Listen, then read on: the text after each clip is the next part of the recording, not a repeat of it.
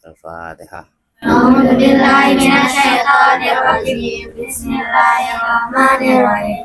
Alhamdulillahirabbil alamin. Arrahmanirrahim. Maliki yaumiddin. Iyyaka na'budu wa iyyaka nasta'in. Ihdinas siratal mustaqim. Siratal ladzina an'amta 'alaihim ghairil maghdubi 'alaihim waladdallin.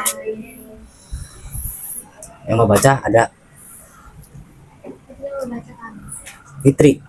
Fitri itu kamu ya? Oh iya. Bismillahirrahmanirrahim. Hadis dari hadis 12.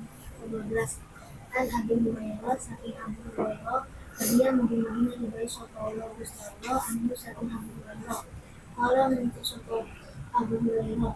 Qala menurut sapa Rasulullah sallallahu alaihi wasallam. Iku menjadi Islamin mati saking bagusnya Islami uang. Tarkumu utawi mengalahkan suku uang. Tarkumu utawi mengalahkan uang. Nah itu koro kayak ini kang orang berguna suku uang.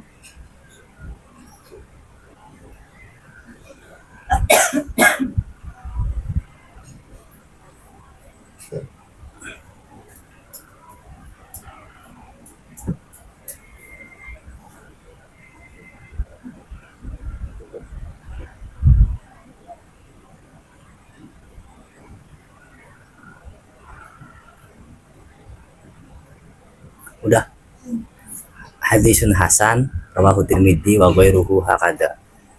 Jadi hadis ke-12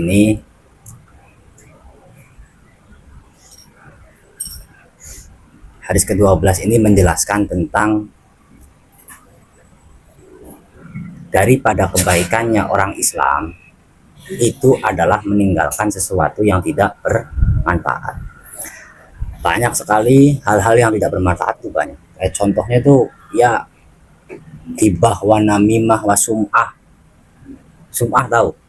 Namimah tahu nggak? Oke, makasih. Sum'ah itu rupek. Jadi kita itu manusia itu terkadang memikirkan sesuatu yang bukan daripada kendali kita, yang pada akhirnya mencacatkan dan membingungkan kita terhadap keadaan kita sendiri. Kayak contoh, kita ini memikirkan soal masa depan kita. Masa depan itu bagaimana caranya biar kita memiliki financial freedom atau keuangan yang bebas. Atau lagi kita memiliki mobil yang bagus. Kita pengen punya perusahaan yang banyak. Kita kepengen punya santri yang banyak. Nah, itu memikirkan sesuatu yang tidak ada di dalam kendali kita. Nah, sesuatu yang tidak bermanfaat itu banyak. Kita bisa menilai daripada diri kita sendiri. Kita itu bisa menilai mana yang manfaat dan mana yang non manfaat itu terhadap diri kita sendiri. Bukan penilaian orang lain, tapi diri kita yang bisa menerima mana yang bermanfaat, mana yang tidak bermanfaat. Karena apa? Karena kalau kita melakukan sesuatu yang bermanfaat itu susahnya minta ampun. Susahnya apa? Minta ampun itu. Karena apa? Karena sudah dijanjikan khairun nasi anfa'uhum linnas. Akan tetapi perjalanannya ketika orang, manusia pada umumnya melakukan hal yang tidak bermanfaat itu cepat. Cepat gesit tanpa tutorial. Nah, kita kalau pengen kalau misalnya kita ini melakukan kemaksiatan, ada nggak tutorial kemaksiatan? Tutorial cara maksiat nggak ada, walaupun di YouTube juga nggak ada. Adanya tutorial diem selama 2 jam itu di YouTube itu. Nah, jadi pada akhirnya kebaikan-kebaikan yang mana yang harusnya kita lakukan justru kita malah tinggalkan karena menganggap bahwa ketidakmanfaatan ini perlu bagi kita. Nah, jadi kebaikan daripada orang Islam itu meninggalkan perihal yang tidak bermanfaat. Hadis yang ke-12 itu maksudnya seperti itu. Nah, hadis ini tuh hadis Hasan. Hasan itu yang mana tingkatnya itu kedua daripada hadis sahih. Jadi kita tuh harus ngerti mustalahul hadis atau istilahul hadis. Istilahul hadis itu banyak, ada rawi, sanad, matan, sarah, terus apa lagi? eh, apa hadisnya tuh banyak gitu ya, kayak contoh periwayatan sadah atau soheh. Sadah itu periwayatan yang tidak sampai. Nah, kenapa? Karena kita itu ngaji itu perlu yang namanya sanad. Agama itu agamanya siapa? Agamanya Allah, yang memproklamirkan segala hal, yang mengumumkan, yang memberikan kita informasi soal syariat ini, fikih ini, tauhid ini, itu siapa? Allah melalui kanjeng Nabi. Nah, pada akhirnya ketika kita kecerdasan kita atau kepintaran kita gunakan untuk berdalih soal agama, maka apa yang keluar daripada sumber akal kita itu adalah agama akal kita sendiri, bukan berdasarkan agama yang sudah Allah gariskan. Nah, kayak contohnya agama kayak ngaji hadis itu harus ada sanadnya. Saya sampean ngaji hadis ke, misal contoh ke saya sanadnya ke siapa? Ke kiai ini sanadnya ke siapa? Bahkan sampai ke Rasulullah. Seperti itu. Jadi ngaji itu kudu ana sanade. Laulal isnad itu orang itu akan seenaknya berbicara apapun. Nah, makanya pentingnya kita ngaji, pentingnya kita mutolaah, pentingnya kita studi, belajar. Itu untuk apa? Untuk meninggalkan sesuatu yang tidak bermanfaat daripada kehidupan kita. Orang ngaji itu manfaatnya luar biasa. Sampai di dalam apa itu? Dalam kitab itu ada, di dalam kalam itu ada yang mengucapkan seperti ini. Malam yuhibba ilma, malam yuhibbul ilma, fala khairolah. Barang siapa yang tidak mencintai ilmu, fala khairo, maka tidak ada orang itu menarik-menariknya. Nggak ada orang yang nggak ngaji kemudian dianggap menarik, tuh nggak ada. Adanya orang yang ngaji itu orang yang menarik. Jadi pada akhirnya ketika kita terus ngaji, ya kan, walaupun kita ini nggak paham, sering nggak kira-kiranya kita ngaji tapi kita nggak paham apa sih maksudnya itu, ya kan? Saya itu saya justru sering sekali ngaji tapi nggak paham apa sih yang dimaksud Ustadz tadi itu apa gitu kadang-kadang. Jadi asalkan ada keniatan khirsunnya ini, niatnya ini niat yang baik, niat meninggalkan hal yang tidak bermanfaat, lalu kita semangat mengaji, walaupun ketika selesai mengaji kita nggak paham, kata Allah, nanti dia akan menemukan apa yang dia cari.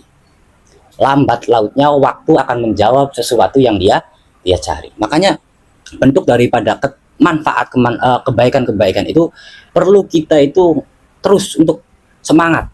Karena apa? Karena sekarang itu mulai rentan. Yang banyak daripada kita berpikirnya soal yang tidak berguna dan tidak ada pada kendali kita sendiri. Kayak contoh, kita ini memikirkan masa depan. Itu masa depan milik siapa kira-kiranya? Milik siapa masa depan? Milik warung Madura? Enggak kan? Milik kita milik Gusti Allah. Jadi ketika masa depan itu milik Allah, berarti kita sudah pasrahkan semuanya ke Allah. Yang terpenting kita berusaha.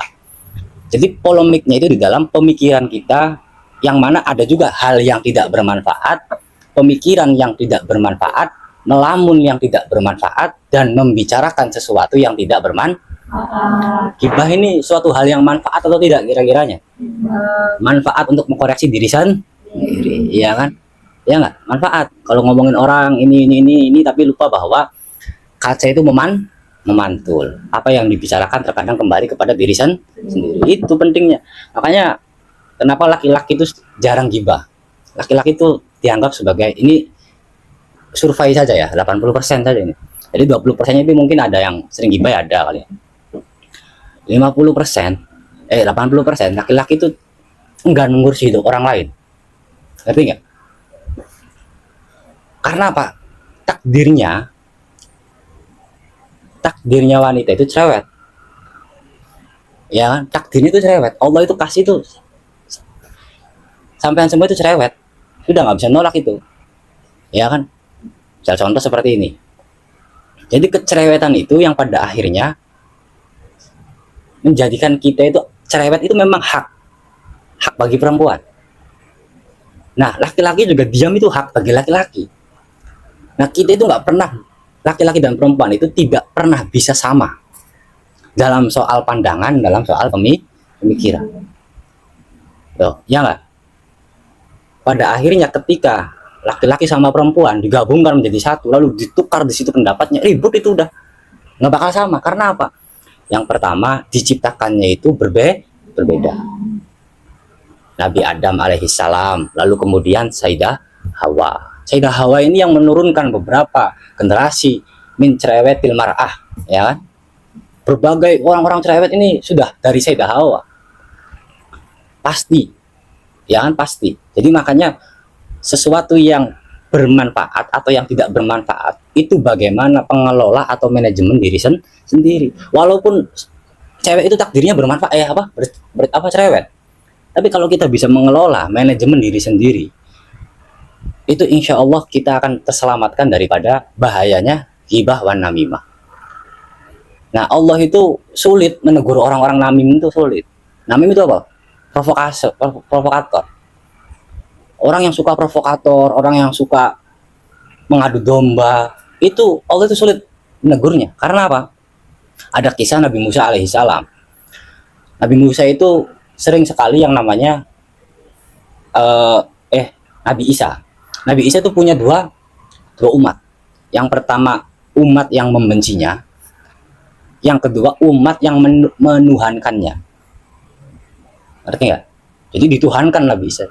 Sampai-sampai umat yang godop terhadap Nabi Isa ini menganggap bahwa Isa itu adalah waladul haram. Seperti itu. Nah, senjang berapa lama pada akhirnya Nabi Isa ini bingung kenapa seperti ini. Kenapa menjadi seperti ini dan berlarut sampai dengan hari ini. Karena apa? Karena Allah tidak bakal menegur secara langsung orang yang namimah. Karena apa? Nanti kata Allah, engkau tenang baik borongan dari sini nih akhirat. Tapi kalau kita ini kalau misalnya melukai hati orang atau melukai tubuh orang ataupun kita itu membenci seseorang itu langsung kadang-kadang langsung. Makanya kita ini perlu memanage atau mengevaluasi diri untuk bisa menjadi pribadi yang terus bertambah kebaikannya. Jangan sampai kemudian kita itu lupa bahwa kehidupan itu yang seharusnya terus berjalan ke arah yang lebih baik, malah justru pemikiran kita ini menganggap bahwa kehidupan itu harus menyiapkan masa depan itu harus cerah, masa depan itu harus indah, masa depan itu harus cemerlang. Itu pemikiran-pemikirannya tidak bermanfaat. Coba bayangkan setelah hujan ini, kemarin kan hujan terus itu dari pagi sampai malam, hujan reda. Kata-kata orang yang kuat itu, kata orang-orang senja itu yang sering nulis story apa itu, ketika selesai hujan terbitlah mentari. Nggak ada itu mentari. Yang ada apa, tukang bakso kadang-kadang lewat, ya kan. Nah itu makanya kita itu nggak boleh yang namanya terkoyakan oleh pikiran-pikiran yang tidak bermanfaat atau tingkah laku yang tidak bermanfaat. Belajar daripada hal yang kecil untuk meninggalkan yang tidak bermanfaat. Kayak contoh ketika sampean semua liburan di rumah, itu saya yakini karena ini berdasarkan pengalaman saya, kita banyak lebih melakukan hal yang tidak bermanfaat dibandingkan yang manfaat. True atau tidak itu? 100% atau tidak? Iya kan? Karena apa ya? Karena saya juga sebagai pelaku itu, gitu loh. Jadi pada akhirnya ketika kita melakukan hal yang tidak bermanfaat, apa yang kita rasakan? Utak nggak di rumah itu kira-kira? Rupak nggak pikirannya? Kayak seolah-olah kita punya beban berapa ratus miliar gitu tuh. Padahal utang aja nggak punya kan gitu. Kayak gitu. Karena apa? Karena kita sering melakukan hal yang tidak bermanfaat. Nah itu makanya kita itu penting sekali melakukan hal yang manfaat. Udahlah, hidup itu dibuat mudah, hidup itu dibuat gampang. Jangan sampai kemudian pikiran kita yang justru membunuh kita sendiri. Jangan sampai pikiran kita yang kemudian menjadikan kita itu hilang arah. Jangan sampai kemudian pemikiran-pemikiran kita ini yang kemudian menjadi orang yang menentang. Nah, jadi pentingnya kita itu ngaji, pentingnya kita itu thalabul ilmi, itu karena untuk supaya kita terselamatkan daripada apapun itu. Selamatkan daripada fitnah, bodoh. Itu yang terutama bodohnya ini. Kita terselamatkan daripada kebodohan itu luar biasa. Jadi ketika orang sudah betah dengan kebodohan, itu sudah dikatakan bahwa orang itu dolun, sesat dan menyesatkan. Jadi makanya jangan sampai kemudian kita ini jadi orang bodoh. Karena apa? Orang bodoh itu bukan pilihan, dan pintar juga bukan keturunan. Bodoh itu bukan sesuatu hal yang mana ditakdirkan oleh Allah. Semua daripada kita ini terlahir daripada nggak ada lahir langsung ngadoman kola Muhammad untuk Maliki itu, ya nggak? Pasti nangis itu. Kalau nggak nangis berarti ini hidup ya hidup gitu kan. Kalau kata orang Jawa itu kalau lahir terus nggak nangis itu tandanya antara apa, bisu ya, atau bagaimana itu. Nah, ketika kita berjalannya waktu kemudian, ketika di lingkungan kita diajarkan abatas saja, maka kita akan tumbuh dengan keagamaan-keagamaan. Tapi kalau di lingkungan kita kemudian jauh dari agama, lalu kita mencari keagamaan itu sendiri, ya maka kita akan menemukan apa yang kita cari. Karena apa? Karena waktu itu akan menjawab sesuai dengan request daripada makhluk-makhluknya Allah. Waktu itu selalu meresta. Contoh, si Alika ini kepengen ini. Waktu itu akan menjawab semua. Entah 2 tahun atau 3 tahun ke depan, atau 5 tahun ke depan, atau 10 tahun ke depan, itu pasti akan dijawab oleh waktu. Jadi makanya tenang, itu kunci daripada kita supaya gampang meninggalkan hal yang tidak bermanfaat itu adalah kita buat simple perjalanan hidup kita sendiri. Itu karena apa? Itu udahlah, nggak usah ya ada yang diberat-beratin hidup itu. Yang berat itu cuma satu, kalau misalnya lagi ngantuk-ngantuknya di waktu menuju subuh itu udah berat itu, serius, daripada segala hal itu lebih berat itu. Karena apa? Itu beratnya di situ. Kadang-kadang kita kalau hidup itu dibuat, kalau hidup dibuat simple, tandanya kita itu meyakini bahwa wallahul razik, wallahul fatah, wallahul wahhab. Semua itu meyakini itu.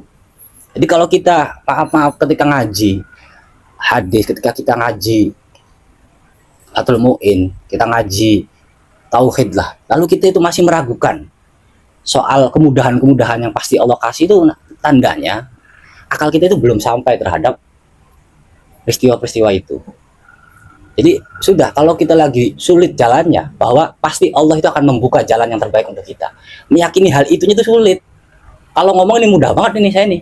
Tapi kalau ketika ketemu dengan keadaan itu, gelap dunia itu kadang-kadang. Ya kan? Tapi kalau kita meyakini bahwa semua pasti akan tersolusikan atau semua akan terlewati, otomatis kita akan merasa longsor hatinya, merasa lega pikirannya, dan itu akan memudahkan segala akses. Makanya Allah itu nggak suka makhluknya yang perengat-perengut atau gremang-gremeng. Itu real, itu ternyata ada apa namanya, ada kuncinya itu, bahwa Allah itu nggak suka sekali makhluk yang perengat-perengut, makhluk yang itu. Karena apa? Ketika kita itu perengat-perengut, ketika kita itu tidak bisa menerima apa yang sedang kita lakukan, apa yang sedang kita rasakan, maka sama saja kita itulah ardo min qodoi. Tidak bahasa ya? Tidak menerima atas segala takdir Gusti Allah. Nah, pada akhirnya ketika kita tidak menerima takdir sing Gusti Allah, dari Gusti Allah yang mana aja urip ning bumi kita. Jangan hidup di bumiku, jangan hidup di bawah langitku. Kira-kiranya bisa nggak kita itu lepas daripada bumi Gusti Allah? Molosilah bedmut Gusti Allah ceritanya orang. Semua itu hubungan sama kita tuh yang terpenting. Ada cerita yang simpel itu, yang lucu lagi. Arabi, tahu Arabi? Orang-orang Arab itu. Badui lah bahasanya. Tanya sama Kanjeng Nabi, "Ya Nabi, kelak itu yang memperhitungkan saya itu siapa? Yang hisab saya itu siapa?" Dijawab sama nabinya, Allah. Dia ketawa. Pada akhirnya ditanya, "Kenapa ketawa?" "Tenang, saya merasa bangga dan merasa ceria." Sebab apa? Sebab hubungan saya sama Allah itu baik. Kenapa? Ya karena Allah maha baik. Nah, sesimpel itu. Padahal hal-hal yang demikian sebelumnya atau yang sesudahnya atau yang akan, itu mungkin saja orang yang menanyakan peristiwa itu memiliki dosa, memiliki ini, akan tetapi meyakini bahwa Allah itu baik, ya otomatis Allah akan menggantikan sesuatu yang baik. Jadi kalau misalnya Allah itu bagaimana prasangka kita, itu real itu. Kadang kalau prasangka kitanya sulit, ya Allah mempersulit. Kalau prasangka kitanya mudah, Allah mempermudah. Yang ngapalinya sulit, yang ngapalinya ini, ya itu bentuk daripada ikhtiarnya orang yang menuntut ilmu. Itu bukan Allah yang mempersulit, akan tetapi memang Kanjeng Nabi bae untuk menempuh keislaman yang jaya atau keislaman yang sempurna itu perlu yang namanya perang. Perang Badar, perang Uhud, perang Khandaq, perang Jamal, dan semuanya dilakukan oleh Rasulullah. Nah itu makanya kita sebagai umatnya juga terus untuk menghafal. Ya walaupun kadang-kadang terus ngapali bubar mana, ya itu karena bentuk daripada ritme kehidupan. Karena apa ya? Variasi kehidupan. Kadang-kadang di atas, kadang-kadang di bawahnya lama banget, di atasnya sebentar. Kadang di atasnya lama banget, tiba-tiba ke bawah sampai sematinya. Jadi sampai kapanpun, kalau pemikiran-pemikiran kita itu masih dikarungi oleh hal-hal yang layak nih atau tidak bermanfaat, maka kemudian jalan ke depan kita itu akan sulit. Itu bisa dibuktikan. Silakan punya pikiran yang mana nggak bermanfaat lah, pikiran yang utek gitulah, nggak apa-apa. Akan tetapi kita harus ketahui bahwa ke depan itu akan mengalami kesulitan-kesulitan yang banyak. Karena apa? Karena yaitu kita memulainya dengan cara yang sulit. Makanya man asraqat badaya faqad asraqat nihaya. Hikam itu sudah menjelaskan bahwa apabila kita memulai dengan kebaikan, memulai dengan keoptimisan, memulai dengan segala hal yang mana dianggap bahwa itu bermanfaat, faqad asraqat nihaya, maka akhirnya pun akan seperti apa yang dimulai. Jadi ketika kita mesantren, kita mondok, kita ngaji, tujuan kita itu ketika kita mencari ilmu, ya faqad asraqat nihaya, maka sesuatu yang kita niatkan di awal itu akan kembali pada niat awal.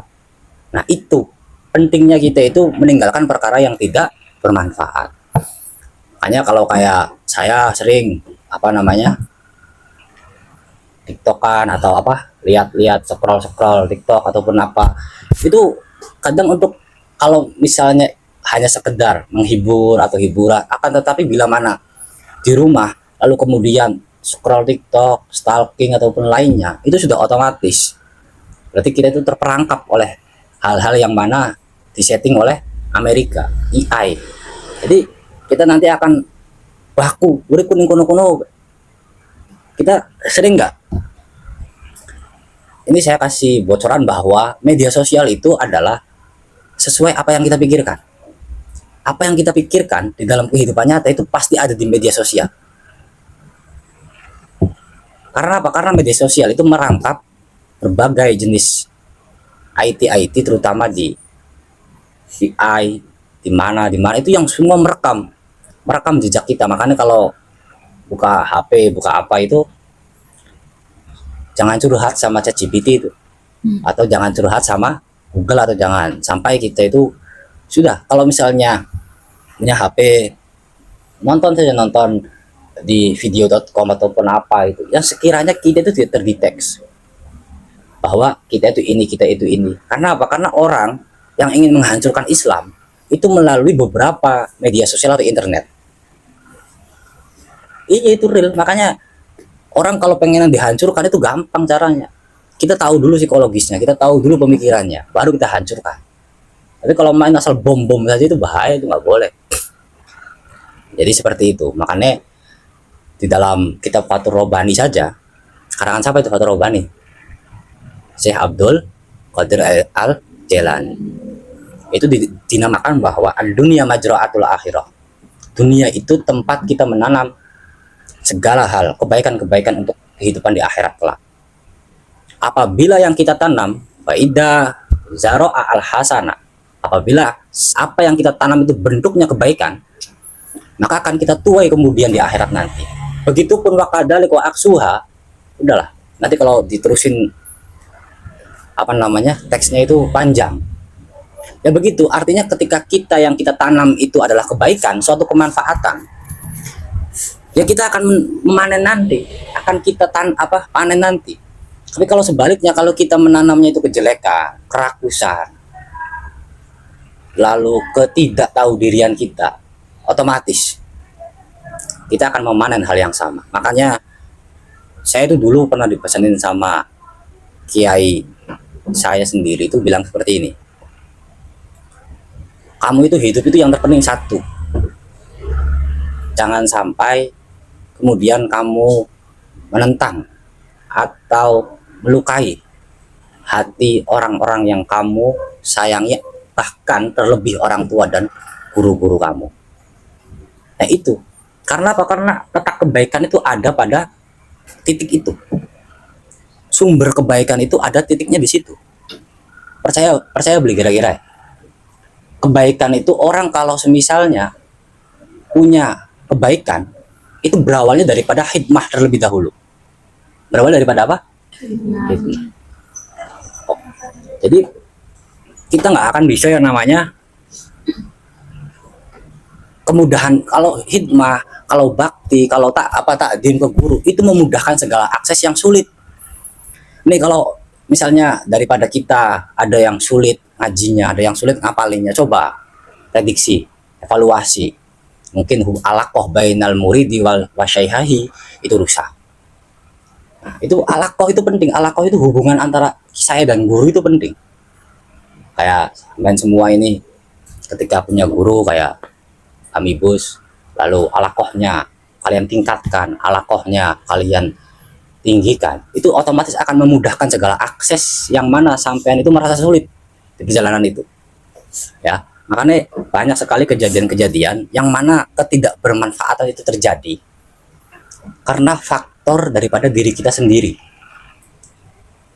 Ya, meninggalkan perkara yang tidak bermanfaat itu sulit, tapi melakukan perkara yang bermanfaat itu juga sulit.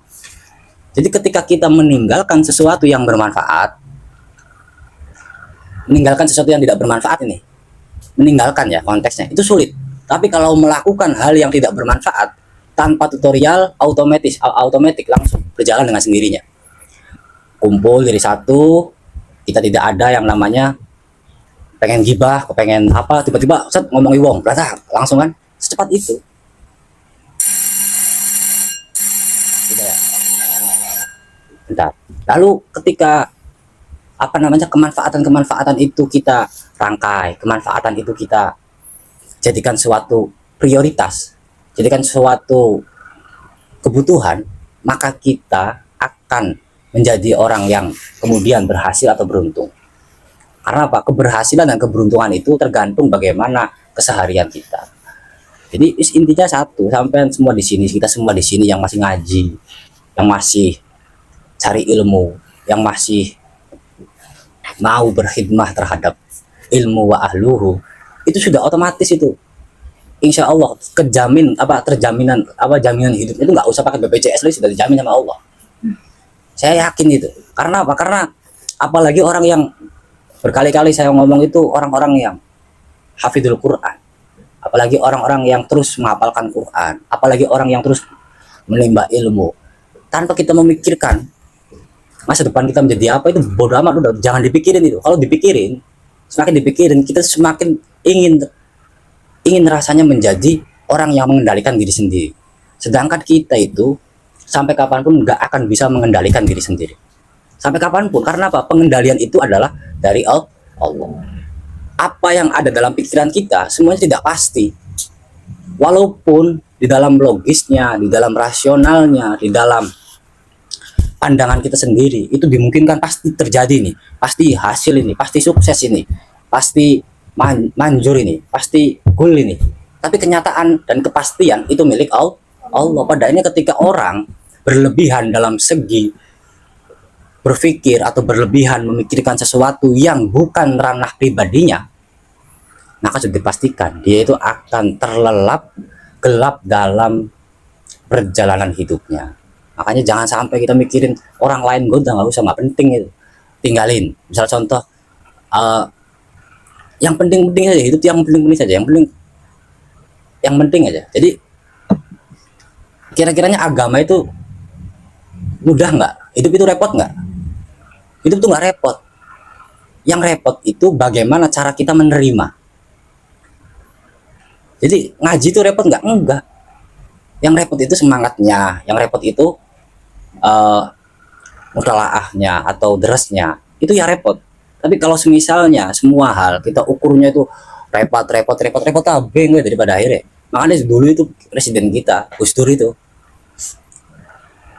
apa itu jargonnya Gus Dur itu, gitu aja kok repot. Nah, pada akhirnya segala sesuatu di tangan Gus Dur itu nggak ada yang repot. Kenapa? Pemikirannya sudah bagus, pemikirannya sudah jernih, pada akhirnya terlelap dalam segala hal yang mana menghalangi Gus Dur. Udahlah, makanya santriku nggak boleh, santri itu merasa susah itu nggak boleh. Santri nggak boleh merasa susah, nggak boleh sok-sokan sedih lah, ngapain disedihin itu, ya kan. Dunia majroatul akhirah, sehingga kita sudah menanam benih-benih kebaikan di dalam pesantren, maka kita akan tuai nanti di akhirat, yang mana di akhirat itu sudah kita pikirkannya bahwa udahlah, akhirat itu prioritas, dunia juga prioritas. Jangan sampai kita lalu berlebihan memikirkan dunia lalu lalai terhadap akhirat. Jangan juga kita berlebihan memikirkan akhirat lalai dengan kewajiban atau hak duniawi atau bahkan hak adami. Itu pentingnya itu seperti itu. Makanya yang penting itu adalah keseimbangan antara berpikir soal mana yang menjadi kebutuhan dunia, mana yang harus kita tanam untuk kemudian kita panen di akhirat. Itu harus kita laksanakan, harus kita lakukan. Karena apa? Karena ya itu sangwe golongan kita kabeh kupun. Ya syukur-syukur duwe batur, misalnya contoh ini Alika apal Quran, Alika keluarga anak 5, berarti kan anak 5 wong maning ki tiketin nunggu syafaat deh, ya kan.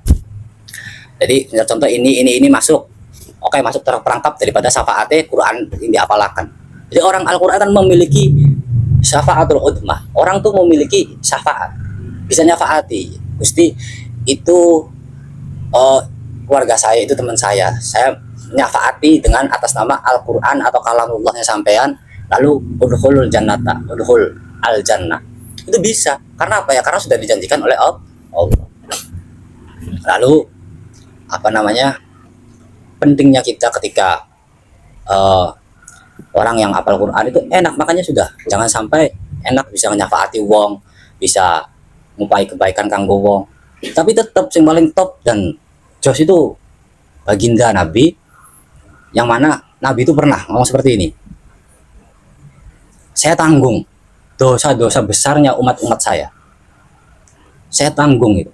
Jadi Nabi itu hebat, top lah, dia nggak pernah ikut campur melakukan dosa, nggak pernah ikut-ikutan bikin dosa, akan tetapi kelak di akhirat, di yaumil hisab, itu Kanjeng Nabi itu paling gagah, paling berdiri tegak untuk melihat, mensortir umat-umat Kanjeng Nabi.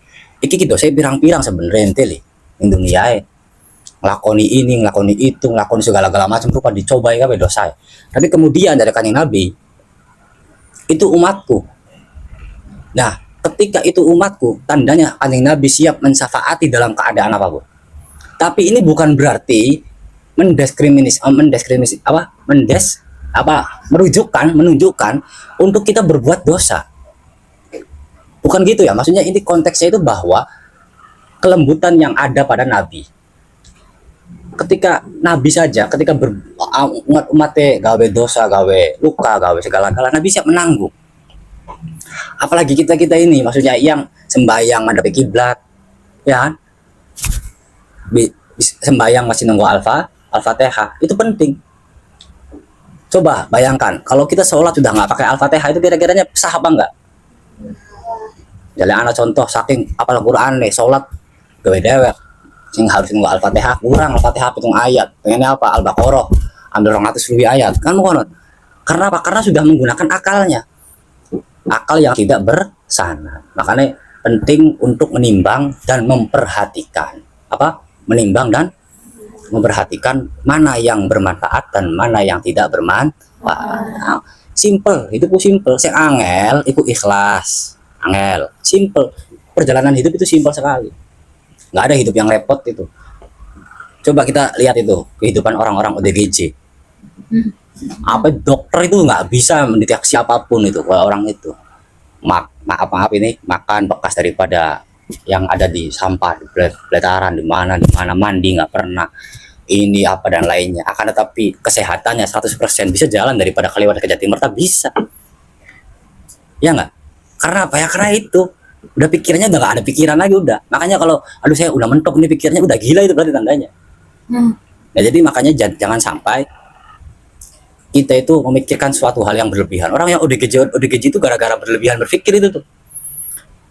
Dipikiri bebet dilakoni. Beli apa-apa langal temen, ngapali amriti angel temen, ngapali apa? Jurmiyah angel temen, ngapali iklal angel temen. Coba dibayangkan. Kampen ini disuruh cuman ngapalin tasrif, iklal dan lain-lain. Coba lamun dikon ngapali kitab Kailani.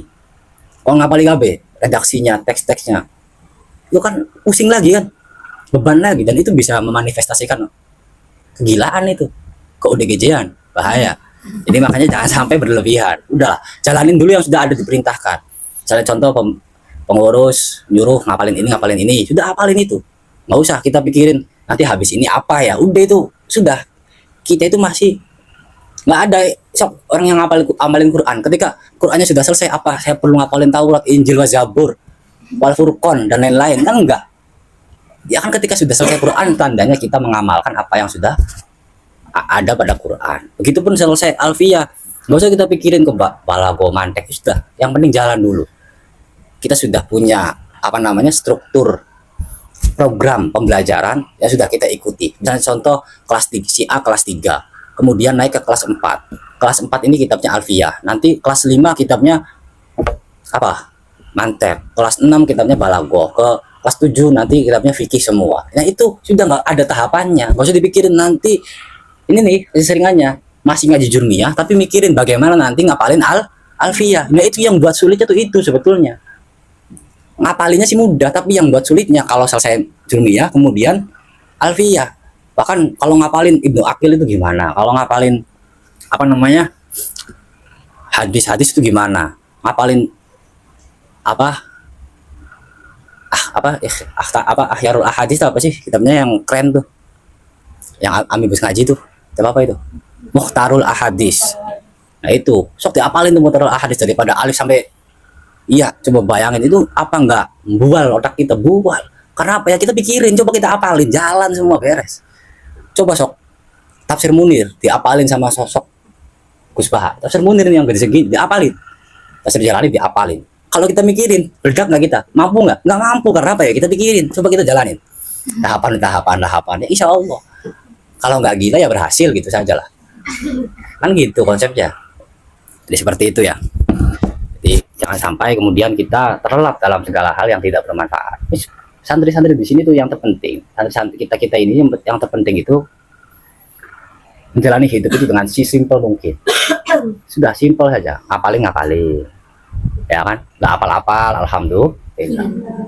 Karena apa, masih semangat untuk menghafal walaupun hasilnya tidak hafal ditingkatkan lagi hafalannya. Lupa yang tadi sudah hafalnya, ya sudah kita syukurin saja, syukurin dulu, nggak apa-apa. Kita refresh dulu dengan apa bahasanya, self reward untuk apa namanya, jajan dulu lah, kira-kiranya beli es dulu atau nyeblak dulu atau apa itulah. Yang penting jangan nonton konser di Batu Belah itu. Nah, misal contoh itu seperti itu, selesai itu udah.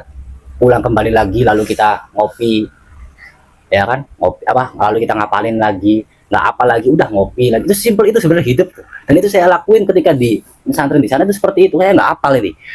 Yang paling susah kan di akhir-akhir itu sudah 800 ke atas itu kan ribet nih. Mulut itu sulit. Kalau nggak apal udahlah. Taruh kitabnya, ya kan, taruh kitab yang kecilnya itu, kita jalan-jalan, lihat sawah aja, ngobrol sama orang-orang sawah itu, Mang ini panen kapan? Padahal sih kita nggak pernah punya sawah, nggak punya apa, karena sudah pengen menghibur diri. Lalu ketika kembali lagi masih itu nggak apa lagi, ya sudah taruh lagi. Karena apa? Karena mungkin diri kita itu perlu istirahat, ya kan. Tapi jangan kemudian istirahat ini dijadikan sebagai ajang untuk menutupi sesuatu kemalasan. Terus ngapalin kayak Fathul Mu'in di bab sholat ini ada ini, di bab Toharo ini ada ini, di bab sholatul khauf ini ada ini, semua harus bisa diapalin, nggak apa lagi, ya sudah kita ulas lagi, kita ulang lagi, suatu yang istimror, ya, min alamatil barokah istimrorul khair. Daripada alamat-alamatnya orang yang akan mendapatkan barokahnya ilmu itu adalah terus menerus dalam kebaikan. kita terus saja terus ngapalin itu, nggak apal ngapalin lagi, nggak apa lagi ngapalin lagi, nggak apa lagi, udah tinggal tidur, ya kan? Karena apa? Segala sesuatu nggak baik kalau dipaksakan, ya nggak? Ya gitu. Jadi seperti itu ya. Al hadisul asalis asaroh. Allahu a'lam bishawab.